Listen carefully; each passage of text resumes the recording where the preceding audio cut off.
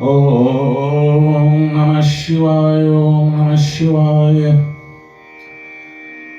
गुरुर्ब्रह्मा गुरुर्विष्णू गुरुर्ब्रह्मा गुरुर्विष्णू गुरुर्देवो महेश्वराय. गुरुर्साक्षात् परब्रह्मं तस्मै श्री गुरवे नमः. गुरुर्साक्षात् परब्रह्मं तस्मै श्री गुरवे नमः. कर्पूरगौरं करुणावतारम् कर्पूरगौरं करुणावतारं संसारसारं भुजगेन्द्रहारं सदा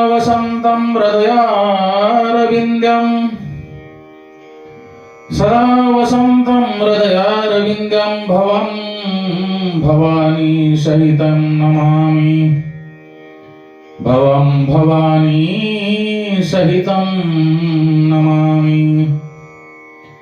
कैलासराना शिवचंद्रमौळी फणींद्रमाता मुकुटझळाळी. कारुण्य सिंधू भवदुःखहारी. तुझ वीण शंभो मज कोण तारी. तुझ वीण शंभो मज कोण तारी. भगवान श्री गणेश, माता सरस्वती, भगवान शिवशंकर आणि माता पार्वती यांना वंदन करून आज आपण महाशिवरात्रीच्या या पावन पर्वानिमित्त भगवान शिवशंकर यांच्या चरित्रावर प्रकाश टाकणार असून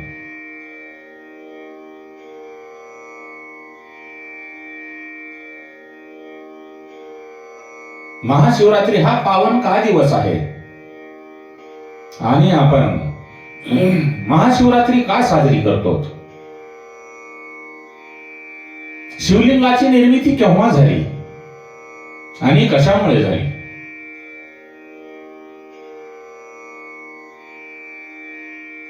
यावर प्रकाश टाकण्याचा प्रयत्न करू.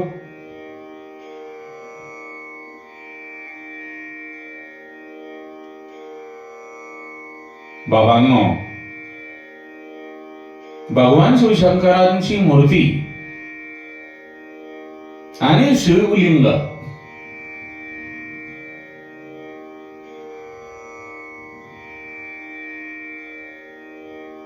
हे दोन्हीही एकच आहेत आणि दोन्हीही रूपे पूजनीय आणि अनिष्ट अशी फल देणारी आहेत.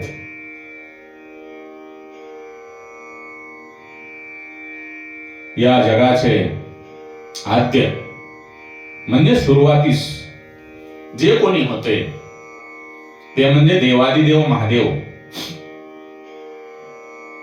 त्यांच्या अगोदर ही सृष्टीही नव्हती आणि कोणीही नव्हते. भगवान शिवशंकर म्हणजे आद्य.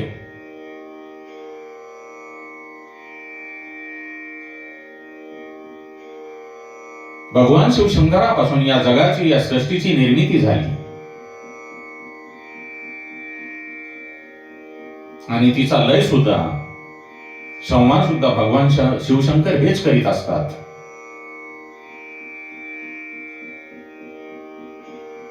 भगवान शिवशंकरांनी भगवान श्रीहरी नारायण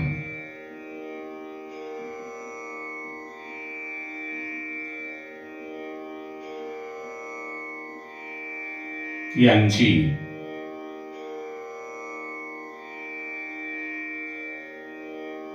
या जगाच्या पालनासाठी, पोषणासाठी, जगाचे पालक म्हणून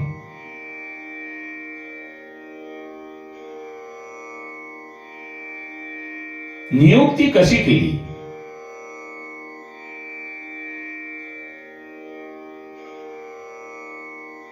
यावरही आपण प्रकाश टाकणार आहोत.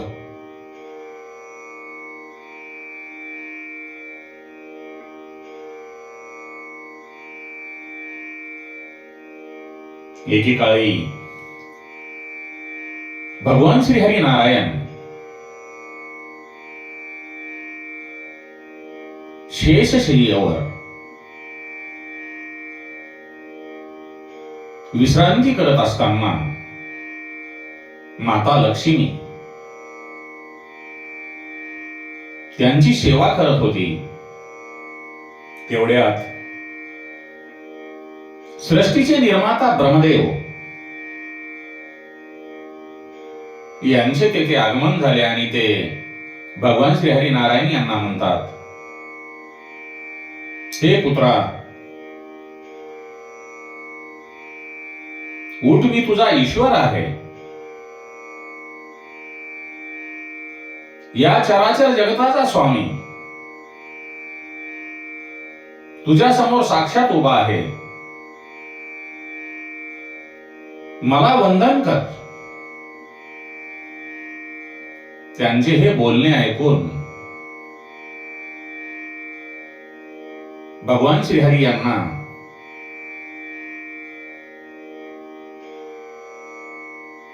क्रोध आला, राग आला, परंतु त्यांनी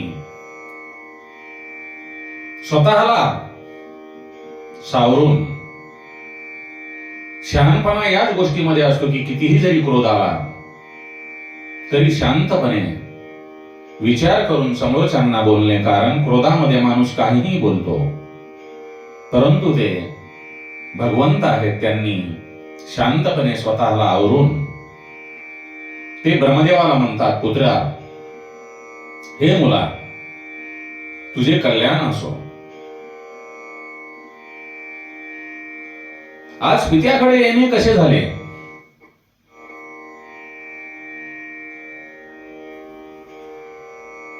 जे ब्रह्मदेव आहेत त्यांच्या अंगामध्ये चढलेला अभिमान पाहता भगवान श्रीहरी नारायण यांच्याकडून जे काही बोलले गेले ते ब्रह्मदेवाला अपेक्षित नव्हते. ते रागाने म्हणतात, हे श्रीहरी नारायण, तुम्ही काय बोलता? मी तुमचा रक्षक आहे, संपूर्ण जगाचा पितामह आहे. हे संपूर्ण विश्व माझ्यातच सामावलेले आहे. तेव्हा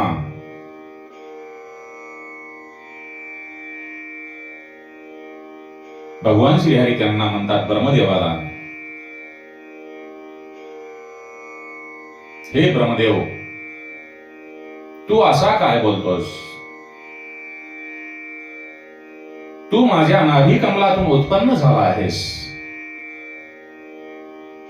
मी तुझा स्वामी आहे, मीच तुझा पिता आहे आणि मीच या जगाचा ईश्वर असून मी सर्वश्रेष्ठ आहे. परंतु ब्रह्मदेवाला ही गोष्ट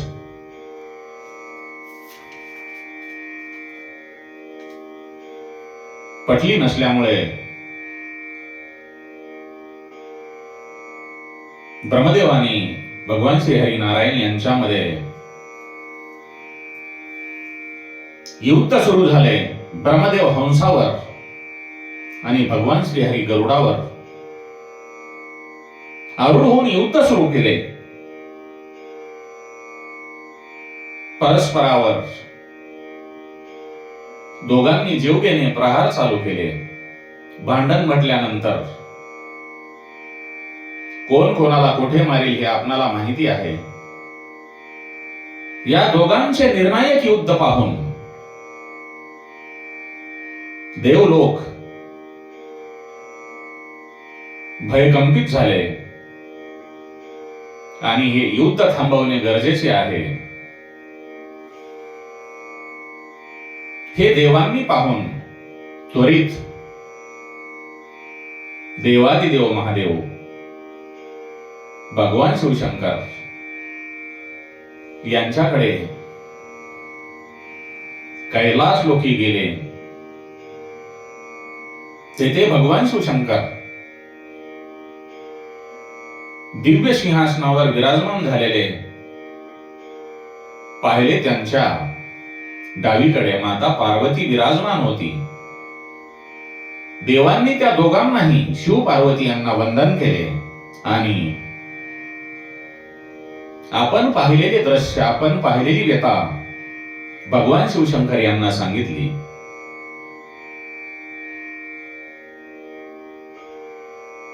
ज्या वेळेला देवांनी भगवान शिवशंकर यांना प्रत्यक्ष पाहिलेला प्रकार सांगितला, तेव्हा भगवान शिवशंकर स्मित हास्य करत म्हणतात, हे देवांनो, हे सुरवरांनो, भगवान श्रीहरी नारायण आणि ब्रह्मदेव यांच्यामध्ये जे युद्ध चालू आहे, त्यामुळे आपण दुःखी आहात हे मी जाणतो. तुम्ही काळजी करू नका. मी माझ्या गणासमवेत तुमच्या सोबत येतो. भगवान शंकरांनी देवांना अभय दिले. मग ते नंदीवर आरूढ होऊन ज्या ठिकाणी श्रीहरी नारायण आणि ब्रह्मदेव यांचे युद्ध चालू होते त्या ठिकाणी आले आणि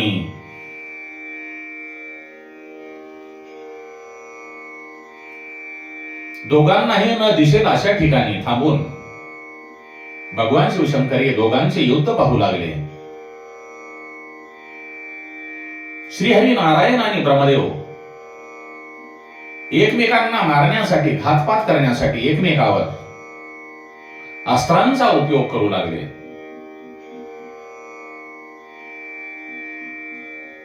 भगवान शिवशंकरांनी दोघांचे मनोगत, दोघांच्या मनामध्ये काय चालले आहे हे पाहून दोघांमध्ये चाललेले युद्ध थांबवण्यासाठी महाअग्नी समान प्रखर स्तंभ रूपाने त्या दोघांच्या मध्ये भगवान शिवशंकर हे अकस्मात प्रकट झाले.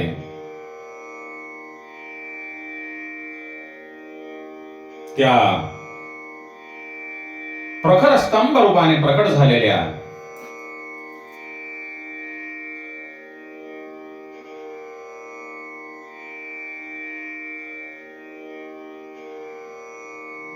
दैदिप्यमान निष्कल स्तंभाला पाहून दोघांनी एकमेकावर टाकलेली अस्त्रे शांत झाली. ते पाहून ब्रह्मदेव आणि विष्णू नारायण या दोघांना फार मोठे आश्चर्य वाटले. त्यांनी त्या अग्निरूपी स्तंभाचा साक्षात भगवान शिवशंकर यांनी जो अग्निरूपी स्तंभ दोघांच्या मध्ये उभा केला होता, त्या स्तंभाचा विस्तार जाणून घेण्याचा दोघांनी ठरवले.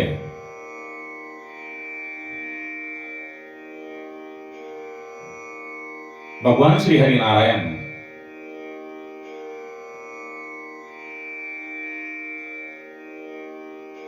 शुकरांचे रूप घेऊन अग्निस्तंभ किती खोल गेला आहे ते पाहण्यासाठी पाताळापर्यंत गेले आणि ब्रह्मदेव हंसाचे रूप धरून तो अग्निस्तंभ किती उंच आहे हे पाहण्यासाठी आकाशामध्ये ऊर्ध्व दिशेने गेले.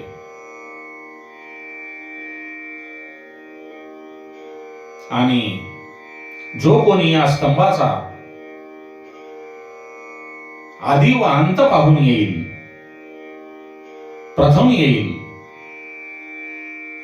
तो तोच सर्वश्रेष्ठ, तोच ईश्वर,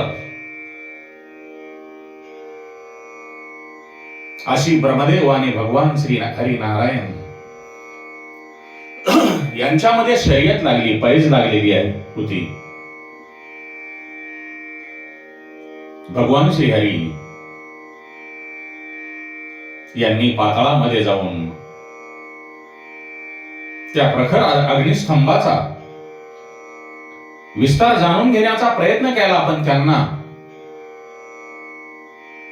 काहीही साध्य झालेले नाही.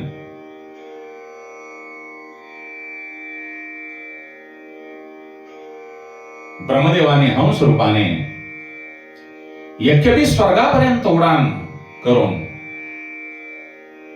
त्या अग्निस्तंभाचा कुठून आरंभ झालेला आहे हे पाहण्याचा प्रयत्न केला, परंतु त्यांनाही ते शक्य झालेले नाही. श्रीहरी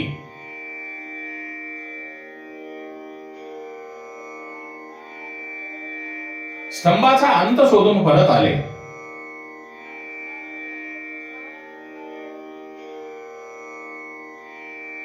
तर तोच सर्वश्रेष्ठ ठरेल, मग तोच जगाचा स्वामी होईल, हे आपल्याला मान्य करावे लागेल. त्यासाठी आपल्याला काहीतरी करावे लागेल, असा विचार करून ब्रह्मदेव इकडे तिकडे पाहून विचार करत होते. तेव्हा 21व्या स्वर्गात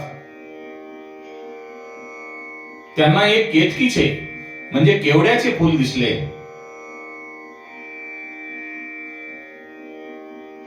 त्यांनी त्या फुलाला वस्तुस्थितीची कल्पना दिली. त्याने आपल्या बाजूने साक्ष द्यावी म्हणून त्याचे मन वळवले. केतकीचे पुष्प घेऊन ब्रह्मदेव तत्काळ युद्धस्थानी आले. ब्रह्मदेव म्हणाले, हे श्रीहरी, मी या अग्निस्तंभाचा प्रारंभ पाहून आलो आहे.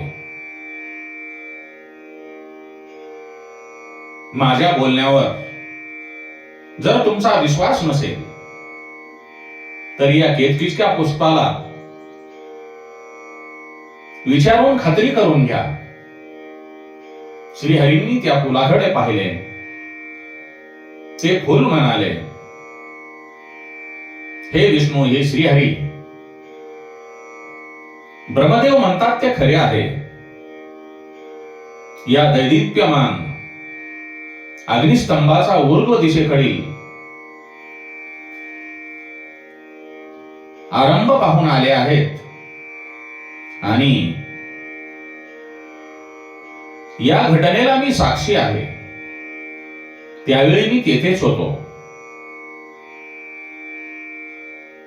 श्री विष्णूंना त्यांच्या बोलण्यावर विश्वास ठेवावा लागला. तेव्हा श्रीहरी नारायण म्हणतात, हे ब्रह्मदेव, हे विधाता, तूच माझ्यापेक्षा श्रेष्ठ आहेस. तू या जगाचा ईश्वर आहेस. असे म्हणून भगवान श्रीहरी नारायण यांनी ब्रह्मदेवांचे पाय धरले. विधीचे हे कपट, ब्रह्मदेवांचे कपट, कपटाने वागणे. भगवान शिवशंकर हे साक्षी असताना त्यांना सहन झाले नाही. ते तत्काळ युद्धभूमीवर प्रकट झाले आणि भगवान श्री हरी नारायण विष्णूंना म्हणाले, हे रमापती, ब्रह्मदेव खोटे बोलतो आहे. तो या स्तंभाचा शोध घेण्यासाठी, आरंभ शोधण्यासाठी खूप उंच गेला. हे खरे आहे, परंतु त्याला स्तंभाचा जो स्तंभ आहे त्या स्तंभाचा अंत कळला नाही. हीच वस्तुस्थिती आहे. म्हणून ब्रह्मदेव खोटे बोलल्यामुळे मी तुम्हाला माझे सर्व अधिकार सन्मानाने बहाल करीत आहे. आणि आजपासून मी आणि तुम्ही समानच आहोत. तेव्हापासून भगवान शिवशंकर, देवादिदेव महादेव आणि भगवान श्री हरी नारायण यांना एक समानच मानले पाहिजे. दोघांमध्ये जर भेद केला तर आपण पापाचे भागी व्हाल.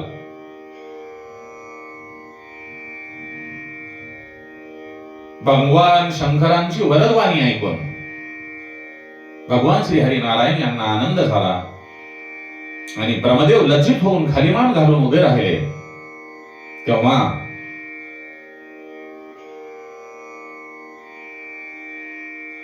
केतकीचे पुष्प भीतीने थरथर कापू लागले.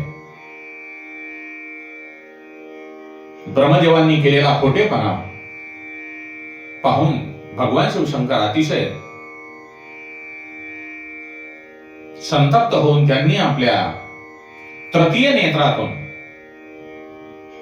काळभैरवाला प्रकट केले आणि ब्रह्मदेवांना शिक्षा करण्यास सांगितले. त्यावेळी भैरवाने ब्रह्मदेवांचे पाचवे शीर जे होते तलवारीने थडा वेगळे केले.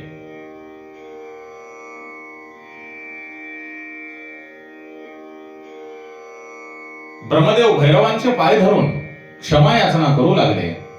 तेव्हा भगवान श्री हरी नारायण यांना ब्रह्मदेवाची अवस्था पाहून कळवळा आला आणि ते भगवान शिवशंकरांना म्हणाले, हे महाप्रभू, तुमच्या कृपेनेच ब्रह्मदेवांना पाचवे शीर प्राप्त झाले होते. तुम्ही उदार आहात. ब्रह्मदेवाचा अपराध पोटात घालून त्याला क्षमा करावी अशी माझी प्रार्थना आहे. भगवान शिवशंकरांनी श्रीहरीची विनंती मान्य केली. त्यांच्या आज्ञेने ब्रह्मदेवांना सोडले. तेव्हा शिवजी म्हणाले, ब्रह्मदेवा, तू आपली प्रतिष्ठा वाढवण्यासाठी, मी ईश्वर आहे हे सिद्ध करण्यासाठी कपट केलेस. म्हणून या विश्वामध्ये कोणीही तुझी पूजा करणार नाही, तुझे मंदिर बांधणार नाही, कोणीही तुझ्या प्रीत्यर्थ उत्सव करणार नाही. तू सत्कार, स्थान आणि उत्सव यांना कायमचा वंचित झाला आहेस. ही शापवाणी ऐकून ब्रह्मदेवांना आपल्या कृत्याचा पश्चाताप वाटू लागला. त्यांनी भगवान शंकरांची क्षमा मागितली. आपले पाचवे मस्तक पुन्हा जोडावे, पुन्हा प्रदान करावे म्हणून विनंती केली. परंतु महादेव म्हणतात, हे विधात्या, हे ब्रह्मदेवा,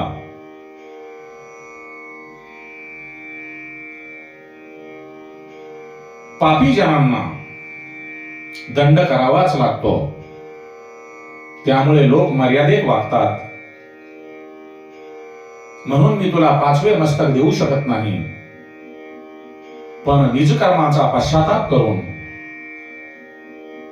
तू माझी क्षमा मागितलीस म्हणून तू यज्ञाचा आचार्य होशील आणि तुझे स्मरण केल्याशिवाय यज्ञ पूर्ण होणार नाही एवढे वरदान देतो. मग भगवान शिवशंकर केतकीच्या फुलाला उद्देशून म्हणतात, दुष्टा, तू येथून निघून जा. तू आजपासून माझ्या पूजेमध्ये वर्ज राहशील. तू ब्रह्मदेवामुळे खोटे बोललास, त्यामुळे यापुढे तुझा मी माझ्या पूजेमध्ये कधीही स्वीकार करणार नाही. एवढे बोलल्यानंतर केतकीचे फुल भगवान शिवशंकर यांच्याकडे क्षमा मागते आणि माझ्यावर काहीतरी कृपा करा असे म्हणते तेव्हा भगवान शिवशंकर म्हणतात, हे केतकीच्या फुला, मी जे बोललो ते बोललो आहे. मी माझ्या पूजेमध्ये तुझा स्वीकार करणार नाही, परंतु भगवान श्री हरिनारायण किंवा इतर जे माझे भक्त देव आहेत त्यांच्या पूजेमध्ये ते तुझा स्वीकार करतील एवढे मी तुला सांगतो.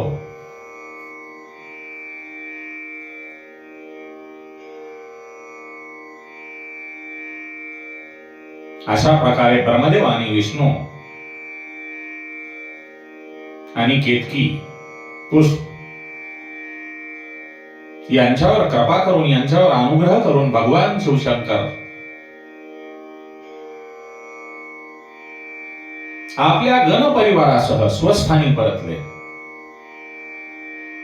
भगवान श्री हरी आणि ब्रह्मदेव यांनी देवादिदेव महादेव यांना वंदन केले आणि ते हात जोडून त्यांच्या उजवीकडे आणि डावीकडे उभे राहिले आणि ते मग म्हणतात,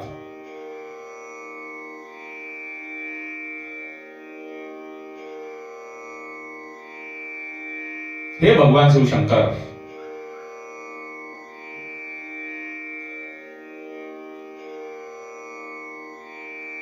आम्हाला तुमची पूजा करण्यासाठी अनुमती द्या. अशी प्रार्थना दोघांनीही केल्यानंतर भगवान शंकरांनी त्या दोघांना, भगवान श्री हरिनारायण आणि ब्रह्मदेव यांना भगवान शिवशंकर यांची पूजा करण्याची अनुमती दिली. त्यांनी पूजनीय असे भगवान शिवशंकर, भगवान महादेव यांना सन्मानपूर्वक श्रेष्ठ आसनावर बसवले. सर्वोत्तम पवित्र पुरुष वस्तू अर्पण करून भगवान शिवशंकर, भगवान महादेव यांचे पूजन केले.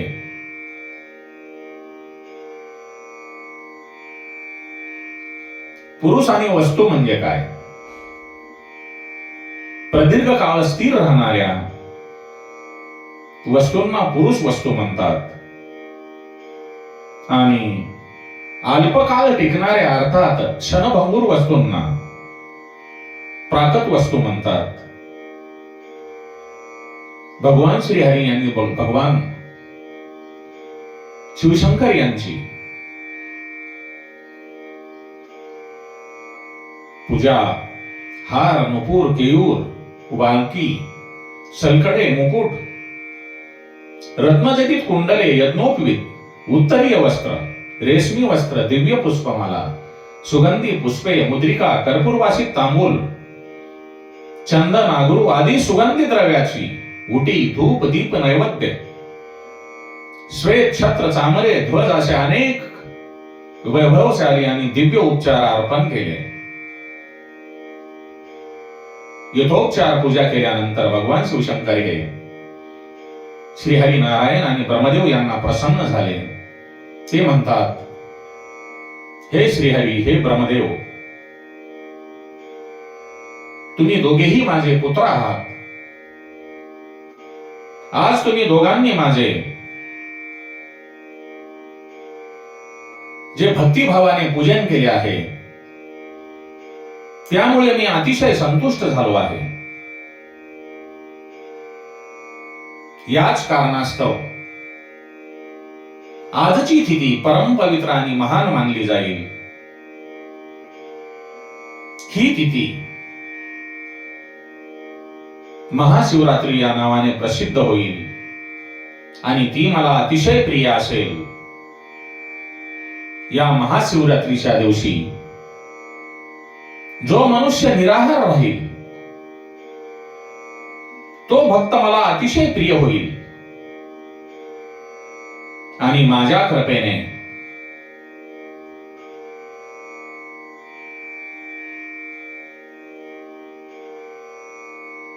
माझ्या लिंगाची पूजा केल्यानंतर,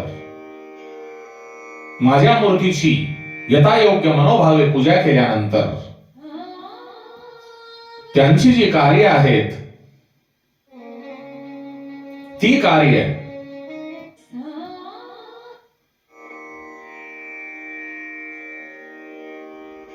माझ्या कृपेने पूर्ण होतील आणि त्या मनुष्याला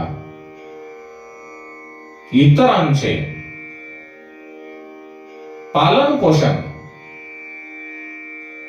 संरक्षण करण्याचे सामर्थ्य प्राप्त होईल. पौर्णिमेच्या दिवशी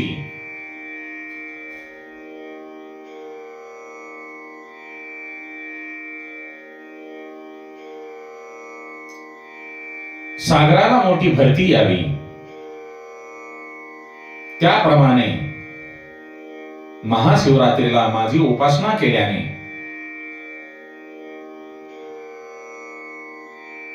माझ्या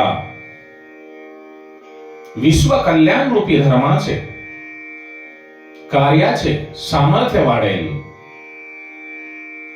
माझ्या मूर्तीची किंवा लिंगाची प्राणप्रतिष्ठा करण्यासाठी हीच तिथी विशेषत्वाने योग्य मानली जाईल, ज्या दिवशी मी ज्योतिर्मय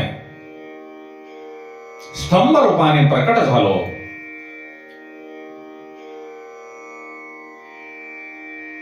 ती स्थिती मार्गशीर्षातील आद्रा नक्षत्र, मार्गशीर्ष महिन्यातील आद्रा नक्षत्र युक्त पौर्णिमा किंवा प्रतिपदा होती. म्हणून जो कोणी मनुष्य मार्गशीर्ष महिन्यात आद्रा नक्षत्र युक्त तिथींना माझ्या लिंगाचे किंवा मूर्तीचे पार्वती सहित माझे दर्शन घेईल, तो मला माझा मुलगा कार्तिकेयपेक्षा अधिक प्रिय होईल. या महाशिवरात्रीच्या दिवशी, या शुभदिनी जो कोणी माझे दर्शन घेईल त्याला माझ्या एका दिवसाच्या उपासनेचे संपूर्ण पुण्यफल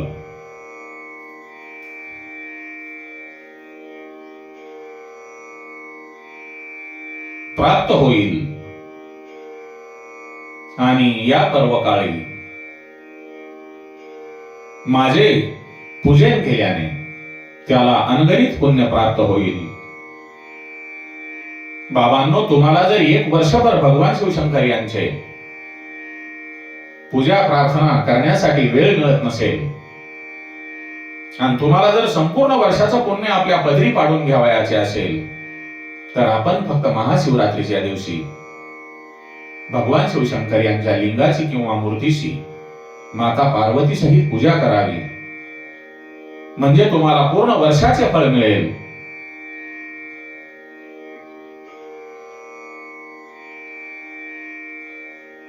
भगवान शिवशंकर महादेवांना म्हणतात, या तुमच्या युक्त स्थानी मी अग्निमय स्तंभ रूपाने म्हणजेच दैदिप्यमान लिंग रूपाने अति विराट स्वरूपात प्रकट झालो होतो. त्यामुळे हा भूलोक लिंगस्थान म्हणून प्रख्यात होईल. जगातील लोक जे आहेत याचे दर्शन आणि पूजन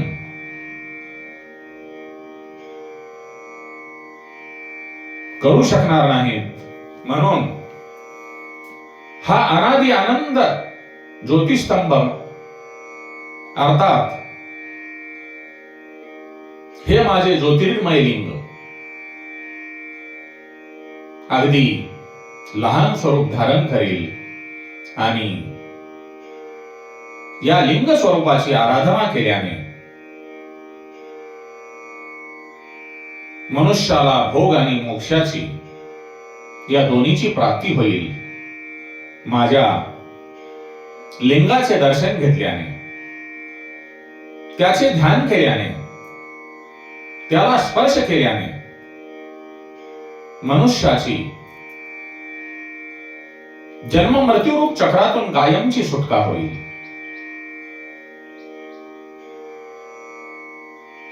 मी अग्निमय पर्वत रूपाने जेथे प्रकट झालो ते स्थान अरुणाचल या नावाने प्रखट्य होईल, प्रदर्शित होईल, प्रकित होईल, प्रसिद्ध होईल आणि तेथे अनेक प्रकारची श्रेष्ठ तीर्थे प्रकट होतील. तेथे राहणाऱ्यांना आणि मरण पावणाऱ्या जीवांना मोक्ष प्राप्त होईल.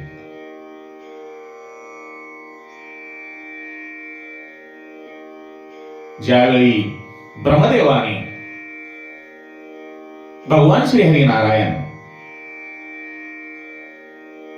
यांच्यामध्ये युद्ध चालू असताना भगवान शिवशंकर हे स्वतः अग्निस्तंभाच्या रूपाने दोघांमध्ये प्रकट झाले आणि त्यांचे युद्ध थांबवून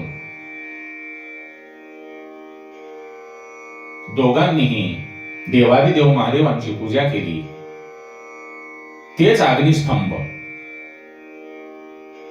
या पृथ्वी तलावर शिवलिंगाची निर्मिती त्याच वेळी झालेली आहे, महाशिवरात्रीच्या दिवशी.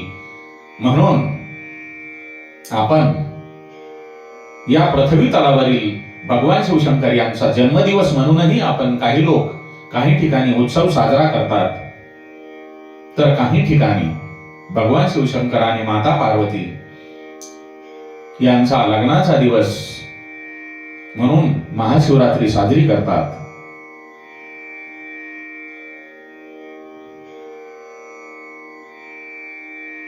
बाबांनो, भगवान श्रीहरी नारायण आणि भगवान शिवशंकर हे एकच आहेत. या दोघांमध्ये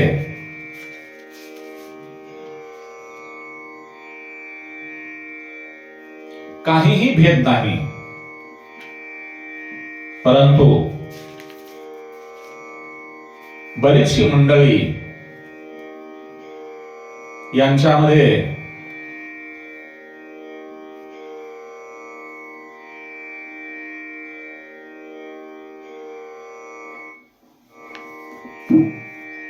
भेद जाणतात. परंतु नामदेव महाराजांनी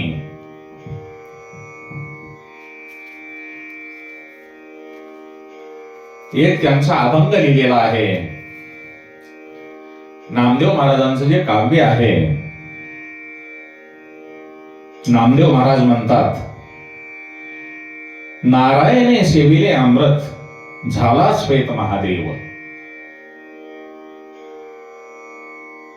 भगवान श्रीहरी नारायण यांनी अमृत प्राशन केलं आणि महादेव श्वेत झाले.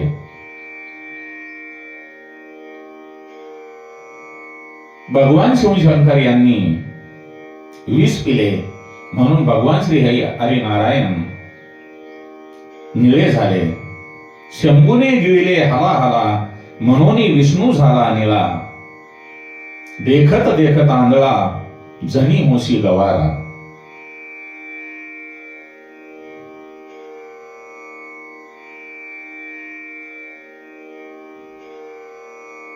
पुढे नामदेव महाराज म्हणतात, लक्ष्मी रूपे हरो देवेवरीला शारंग धरू. लक्ष्मी रूपे हरू देवेवरीला शारंग धरू. स्वतः भगवान शिवशंकर देवादिदेव महादेव यांनी माता लक्ष्मीचे रूप घेऊन भगवान श्रीहरी नारायण यांच्या सोबत लग्न केले, विवाह केला. आणि पुढे गरुड रूपे महेश्वरू वाहन झाला विष्णूचे. भगवान श्रीहरी नारायण यांचे जे वाहन आहे ते स्वतः भगवान शिवशंकर आहेत. पुढे नामदेव महाराज लिहितात, शक्ती रूपे शारंग पाणी. शक्ती रूपे शारंग पाणी नारायण झाला भवानी. शारंगधर नंदी होऊन सन्मुखाने बैसला. स्वतः भगवान श्री हरिनारायण माता पार्वतीच्या रूपामध्ये अवतारित होऊन भगवान शिवशंकर यांच्याशी विवाहबद्ध झाले आणि स्वतः नंदी होऊन भगवान श्री हरिनारायण स्वतः नंदी होऊन भगवान शिवशंकर यांच्या समोर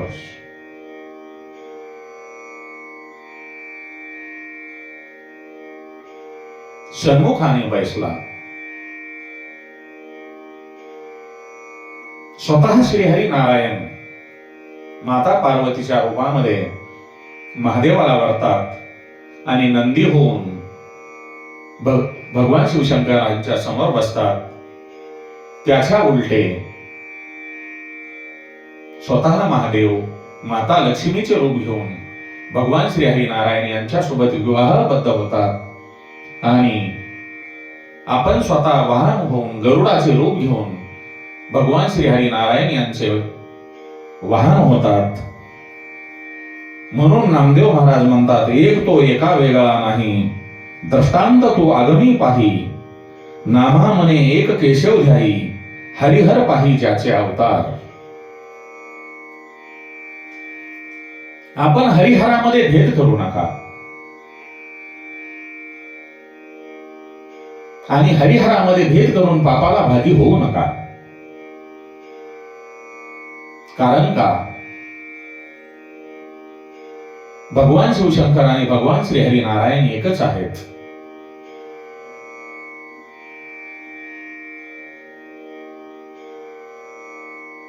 नामदेव महाराजांनी आपल्यासाठी स्पष्ट शब्दामध्ये लिहिलेले आहे.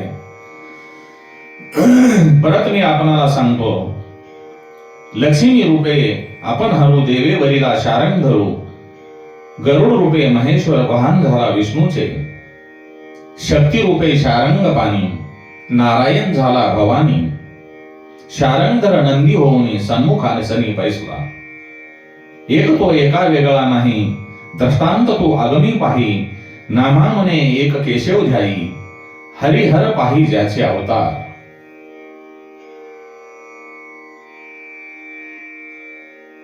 आपण देवादिदेव महादेव भगवान शिवशंकर यांची जर पूजा केली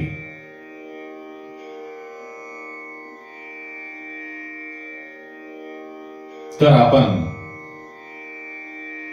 केलेली पूजा ही भगवान श्री हरिनारायण यांना सुद्धा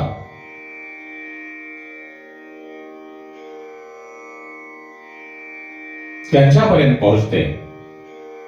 कारण देवादिदेव महादेव यांच्यापासूनच श्री हरिनारायण यांची उत्पत्ती झालेली आहे.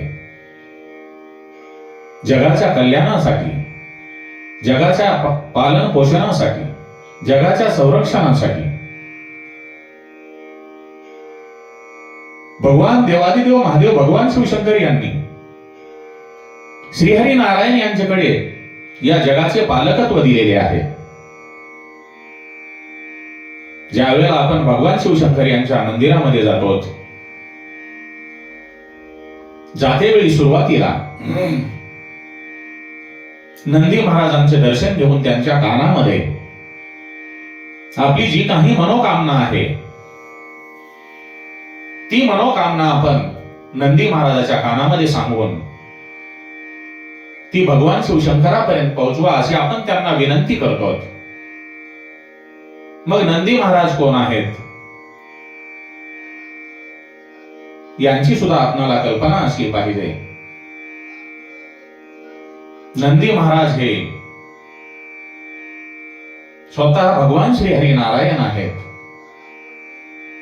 आणि श्री हरिनारायण स्वतः तुमची जी काही मनोकामना आहे, तुम्ही जे काही नंदी महाराजाच्या कानामध्ये बोललेले आहात ते भगवान शिवशंकरापर्यंत पोहोचते. माता पार्वती ही सुद्धा भगवान श्री हरिनारायण यांच्याच रूपामध्ये असून नामदेव महाराजांच्या अभंग दर्पोक्तीप्रमाणे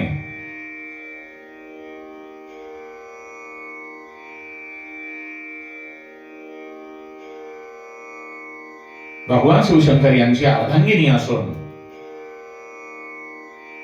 आपण देवादिदेव महादेवांचे पूजन केल्याने, सर्व देवतांचे पूजन केले,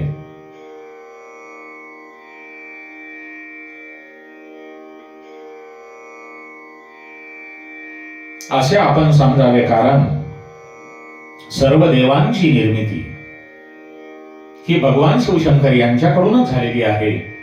आणि या पृथ्वी तलावर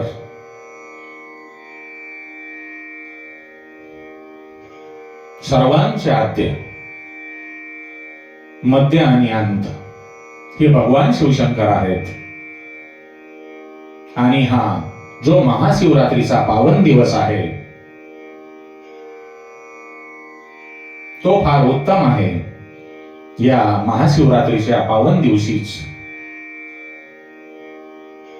या पृथ्वी तलावर शिवलिंगाची निर्मिती झाली. त्यापूर्वी भगवान शिवशंकर यांची पूजा आणि माता पार्वती यांची पूजा मूर्ती रूपामध्ये होत असे. परंतु श्रीहरी नारायण आणि ब्रह्मदेव यांच्यामध्ये झालेल्या युद्धामुळे ते दोघांचे युद्ध थांबवण्यासाठी स्वतः महादेवांनी अग्निस्तंभ दोघांमध्ये स्थापन करून नंतर तो छोट्या स्वरूपामध्ये धारण केला. आणि त्या दिवसापासून या पृथ्वी तलावर शिवलिंगाची निर्मिती झाली.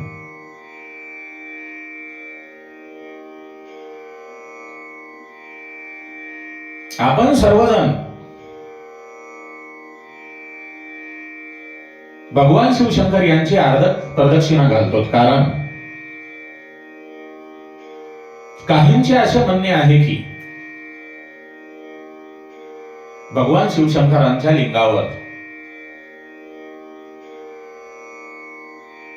आपण जल चढविल्यानंतर जी जलधारा आहे त्या जलधारेमधून ऊर्जा आणि देवादिदेवांच्या लिंगावरून जे पाणी जाते त्याला आपण ओलांडू नये असे आपण म्हणतो. परंतु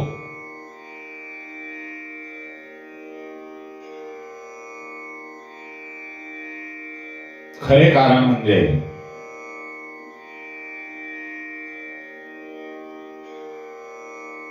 जे ऋषीभृंगी होते, ऋषीभृंगी जे आता महादेवाच्या गणामध्ये गणले जातात, ते महादेवाचे निश्चिम भक्त होते. परंतु ते माता पार्वतीची पूजा करत नसत. कारण ते स्त्रियांना मानपान देत नव्हते आणि साधनेमध्ये स्त्रीचा अडथळा होत होता असा त्यांचा ग्रह झालेला होता. एके दिवशी भगवान शिवशंकरांनी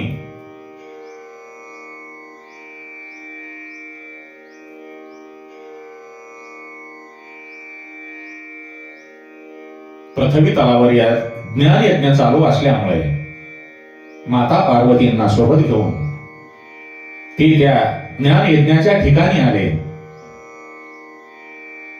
भगवान शिवशंकर आणि माता पार्वती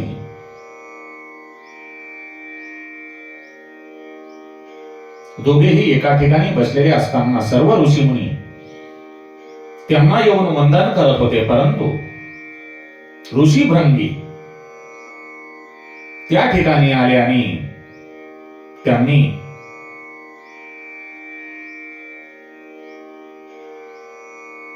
विचार केला की आता आपण भगवान शिवशंकर यांना प्रदक्षिणा कशी करावी. विचारामध्ये पडले तेव्हा त्यांनी माता पार्वतींना सांगितले, हे माते, मला भगवान शिवशंकर यांची प्रदक्षिणा करावयाची आहे. आपण थोडे बाजूला सरकवा, बाजूला जा. तेव्हा माता पार्वती म्हणते, मी शिवांची अर्धांगिनी आहे. भगवान शिवशंकर हे माझे पती आहेत. मी यांच्यापासून बाजूला जाणार नाही. तेव्हा ऋषी भृंगी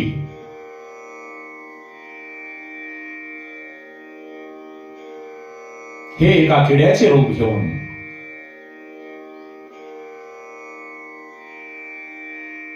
भगवान शिवशंकर यांना प्रदक्षिणा करण्याचा प्रयत्न करतात, परंतु माता पार्वती ही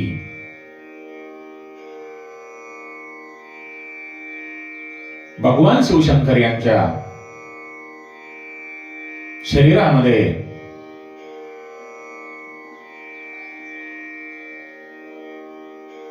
समाविष्ट होते. तेव्हापासून अर्धनारेश्वर शिव आणि पार्वती यांचा उगम होतो आणि भृंगी ऋषी आपली प्रदक्षिणा पूर्ण करू शकत नाहीत, कारण शिव आणि पार्वती एकत्र झालेले असतात. अर्धनारेश्वर या रूपामध्ये तेव्हा देवादिदेव महादेव आणि माता पार्वती एकत्र येतात. भृंगी ऋषी फक्त भगवान शिवशंकरांची अर्धी प्रदक्षिणा करू शकतात. तेव्हापासून आपण देवादिदेव महादेवांची भगवान शिवशंकरांची अर्धी प्रदक्षिणा करतो.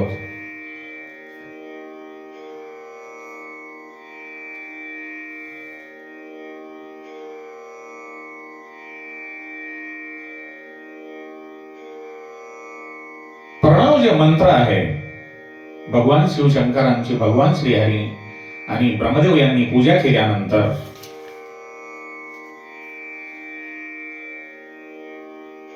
भगवान शिवशंकरांनी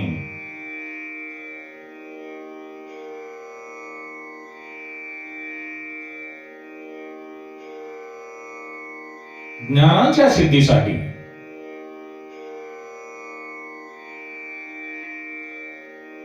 आणि तुम्ही सुद्धा ओंकाराचा जो प्रणव मंत्र आहे, ओम, या प्रणव मंत्राचा जप करावा. या साधनेने मनुष्य अभिमान रहित होतो.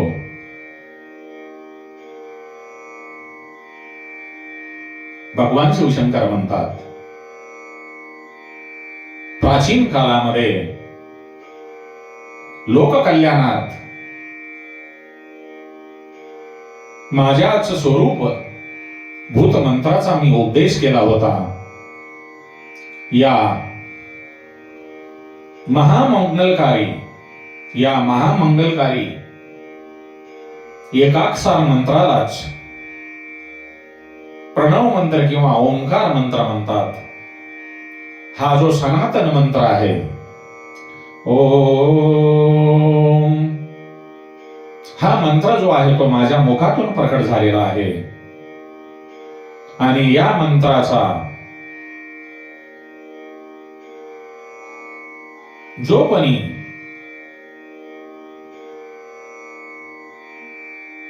उच्चार करतो, स्मरण करतो, त्याने माझे स्मरण केले. हा मंत्र म्हणजे माझा आत्मा आहे. देवादिदेव महादेव यांना जे पंचमुख आहेत, 5 मुख आहेत, या 5ही मुखातून हा मंत्र प्रकट झालेला आहे.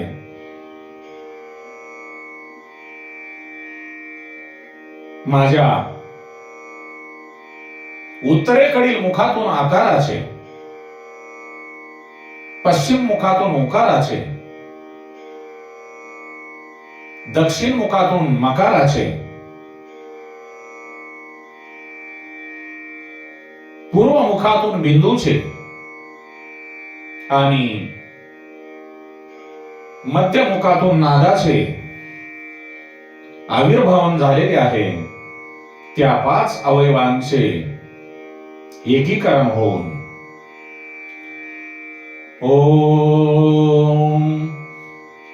ओम या नामक अक्षरांची उत्पत्ती झाली. हा मंत्र संपूर्ण चराचर विश्वाला अंतर्बाह्य व्याप्त आहे, हा शिव आणि शक्तीचा दोघांचा बोधक आहे. यातूनच, याच ओंकार या मंत्रातून ओम नमः शिवाय, ओम या मंत्रातून, ओम नमः शिवाय या मंत्राची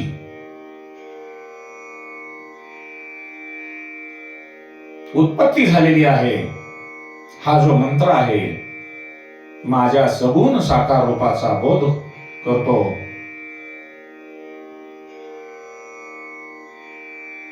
शिरोमंत्रासहित गायत्री मंत्राची उत्पत्ती यातूनच झालेली आहे असे भगवान शिवशंकर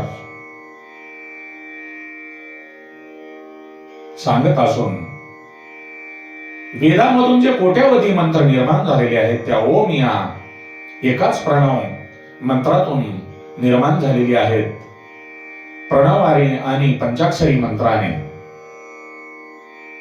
प्रणव म्हणजे ओम आणि पंचाक्षरी मंत्र म्हणजे नमः शिवाय. प्रणवारी पंचाक्षरी मंत्राने जे कोणी भगवान शिवशंकर यांचे उपासक आहेत, भक्त आहेत, त्या उपासकांचे सर्व मनोरथ या मंत्राचा जप केल्याने पूर्ण होतात.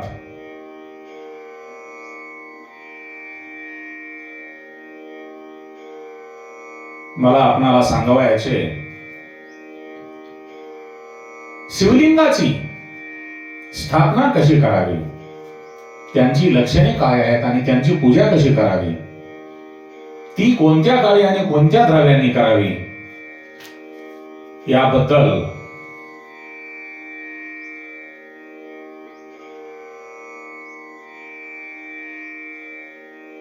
मी तुम्हाला थोडक्यामध्ये माहिती सांगतो.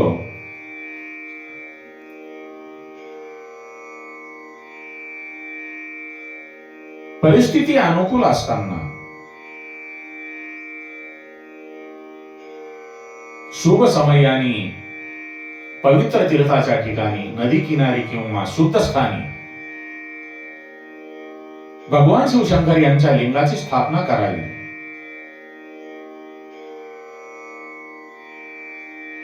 लिंग स्थापना केल्यानंतर तेथे शिवपूजन जर नित्य करणे शक्य झाले नाही तर कल्पोक्त स्थानी, कल्पोक्त लक्षणांनी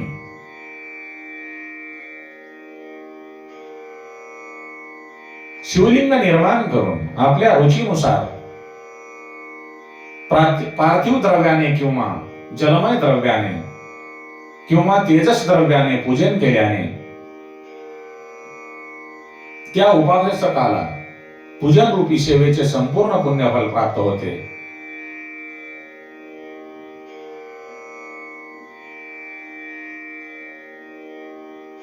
तसे जर पाहिले, भगवान शिवशंकर हे सर्व व्याप्त आहेत. शिवभक्तांनी विराट रूपी ईश्वरांची आराधना केली पाहिजे. या विश्वातील जीवसृष्टीमधील वृक्ष आणि वेली, झाडे आणि वेली यांना स्थावर लिंग म्हणतात. झाडांना झुडपांना पाली घालणे, त्यांची जोपासना करणे, त्यांना त्रास न देणे म्हणजे ते न तोडणे, हीच त्या स्थावर लिंगाची पूजा होय. आणि जीवसृष्टीतील पशु पक्षी प्राणी कीटक यांना जंगम लिंग म्हणतात. त्यांना अन्न पाणी देणे, त्यांची सेवा करणे, त्यांची शुश्रूषा करणे, त्यांची हत्या न करणे, ही त्या जंगम लिंगाची पूजा होय. सर्व सृष्टीविषयी सद्भावना ठेवून चराचराच्या कल्याणासाठी झटणे, त्या सर्वांना सुख देणे, हीच सर्वश्रेष्ठ आराधना आहे. शिव भावे जीव सेवा, शिव भावे जीवसेवा हेच त्या आराधनेचे प्रीत आहे. आणि जे कोणी सेवाभावी भक्त आहेत त्या भक्तावर भगवान शंकरांची नित्य कृपा दृष्टी असते.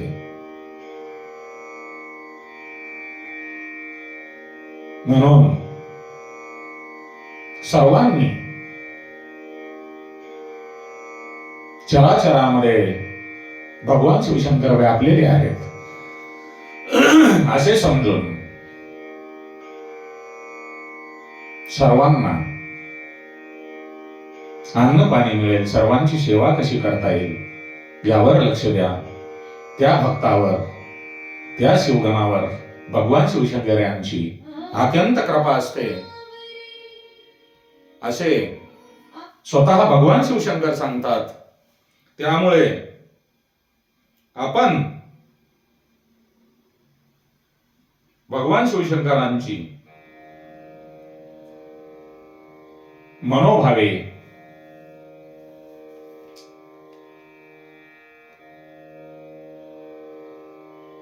या महाशिवरात्रीच्या पावन पर्वावर निराहार राहून पूजा करावी, जेणेकरून मागील पूर्ण वर्षभर आपणाला देवादिदेव महादेवांची पूजा करता आली नाही. त्या संपूर्ण वर्षाचे फल आपण एका दिवसामध्ये आपल्या पदरामध्ये पाडून घ्यावे, तिचा लाभ घ्यावा अशी मी या महाशिवरात्री निमित्त भाविक भक्तांच्या चरणी नतमस्तक होऊन विनंती करतो. आणि आपण भगवान शिवशंकर यांची या दिवशी आराधना कराल अशी मी आपल्याकडून अपेक्षा ठेवतो. ओम नमः शिवाय. ओम नमः शिवाय. श्रीराम जय राम जय जय राम. श्रीराम जय राम जय जय राम. ओम नमः शिवाय.